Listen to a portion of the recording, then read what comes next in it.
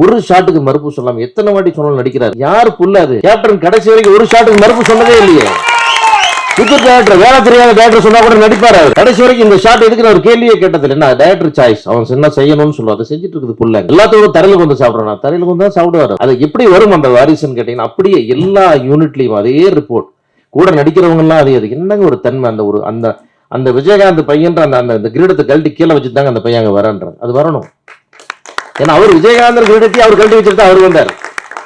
ஏன்னா அந்த மாதிரி ஒரு அப்படி ஒரு ஒரு மாமனிதருக்கு பிறந்த பிள்ளை வந்து ஜெயிக்கணும், ஜெயிச்சே ஆகணும், இது காலத்தின் கட்டாயம். அது அந்த மாதிரி வந்து சண்முக பாண்டியன் வந்து ஒரு ஒரு ஃப்ரேம்லையும் பார்க்கும்போது ஒரு படமா ஞாபகத்துக்கு வருது. இந்த ஃப்ரேம் பார்த்து இந்த ஷாட்டா இருக்குமா, அந்த ஷாட்டா இருக்குமான்னு கேப்டனுடைய ஊர்முகம் ஞாபகத்துக்கு வருது.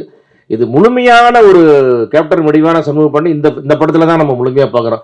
இதுக்கு முன்னாடி கூட ரொம்ப இளவயதா இருந்தது. இன்றைக்கு எல்லாமே தோன்றி அந்த மெச்சூரிட்டி வந்து, அந்த ஃப்ரேம் வந்து, அந்த ஆளுயரம் வந்து, ஆளுமை வந்து எல்லாமே அற்புதமா அமைஞ்சிருக்கு.